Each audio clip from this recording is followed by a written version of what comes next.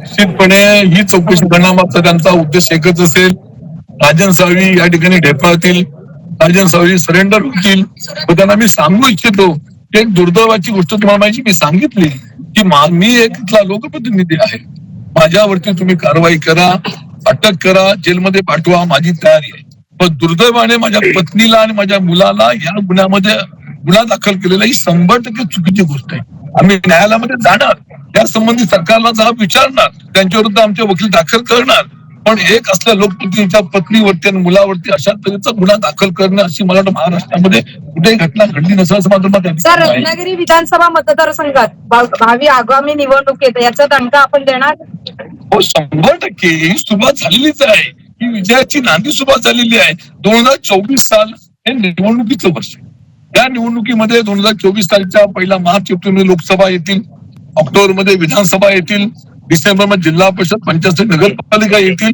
या निवडणुकीच्या वर्षामध्ये जनता 100% या सरकारला त्यांनी जागा दाखवतील आणि मातीला मिळवतील, आम्हाला विश्वास आहे. बरं, अटके बाबत त्यांची आता काय भूमिका जाते? आता त्यांना विचारा तुम्ही, मी तर इथे तयारच आहे. त्यांनी अटक करून मला घेऊन जावं, आता काही त्यांना म्हणणं नाही. त्यांना आतमध्ये नेमकं काय चालू आहे अधिकारी? आता त्यांनी 4 ठिकाणच्या प्रॉपर्टीची माहिती गोळा केली. वडिलोपार्जित माझं घर आहे, व्यवसाय माझा जवळजवळ म्हणलं तरी 30 वर्ष व्यवसाय आहे. त्यांना काय पाहिजे सगळं माहिती गोळा करतील. प्रत्येक प्रॉपर्टीवरती माझं कर्ज आहे बँकेचं, त्या बँकेत दाखले तुम्हाला देतो पाहिजे. असं काय मी एकमेव आमदार आहे? आज तुम्हाला नाही म्हटलं ते महाराष्ट्रामध्ये 288 मध्ये अनेक असे आमदार आहेत, पण कोट्यावधी अब्जावधी ते आज मालक झालेले. पण आम्हीच त्यांना दिसलो, असू दे. पण गेले 9 तास झाले सर, गेले 9 तास झाली चौकशी चालू आहे. गेले 9 तास झाडाझडती चालू आहे. नेमकं झाडाझडतीमध्ये नेमकं असं काय झाडाझडती घेत आहे ते मी शोधतोय. मी विचार करतो की माझ्या घरामध्ये मी काय ठेवलंय का, गुप्तधन आहे का, याची मी सध्या थोडी चौकशी करतोय.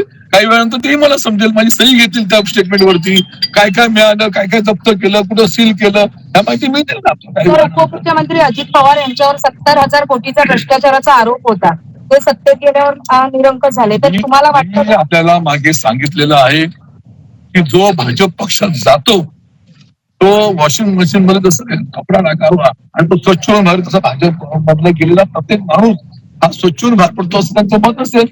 आम्ही नाही गेलो, नाही जाणार. पण साहेब, एक अजून एक गोष्ट विचारायची वाटते या संदर्भात. आता एवढी चौकशी चालू आहे, वरिष्ठांकडून तुम्हाला कोणाचे फोन वगैरे आले का? त्यांनी काय तुम्हाला दिले, निरोप वगैरे असं काही आलंय का? पक्षप्रमुख उद्धव ठाकरे साहेबांचा सकाळ मला कोणता मोबाईलवरती फोन, पूर्ण परिस्थितीबद्दल चौकशी केली, एक मानसिक आधार दिला. त्यांनी मला सांगितलं की तुमच्या पाठीशी संपूर्ण शिवसेना आहे, ठाकरे कुटुंब आहे, संपूर्ण महाराष्ट्र पाठीशी आहे. हे मला मानसिक आधार दिला.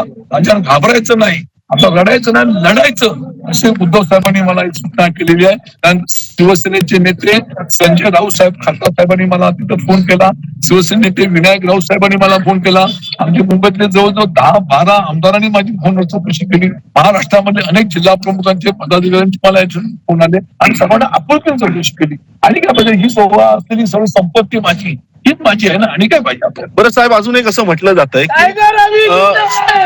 तुमच्या बाबतीत असंही म्हटलं जात आहे की तुम्ही म्हणताय की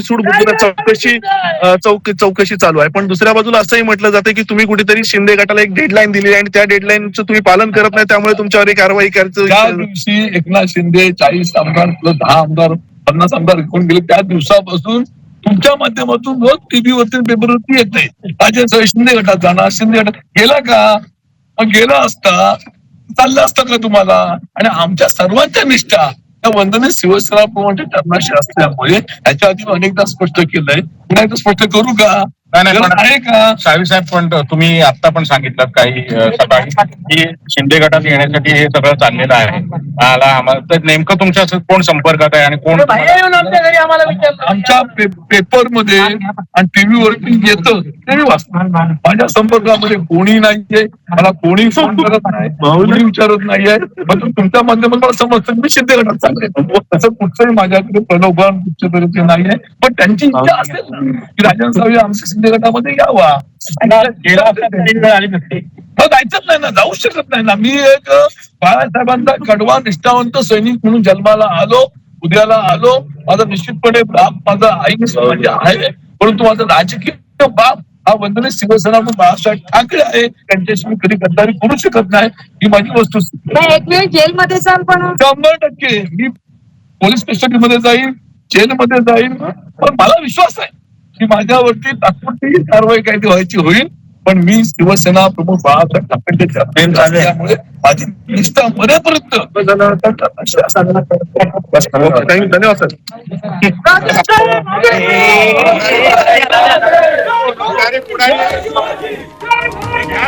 माझ्यावरची कारवाई हे सरकारचं षडयंत्र असल्याचा आरोप राजन साळवी यांनी केलाय. पाऊस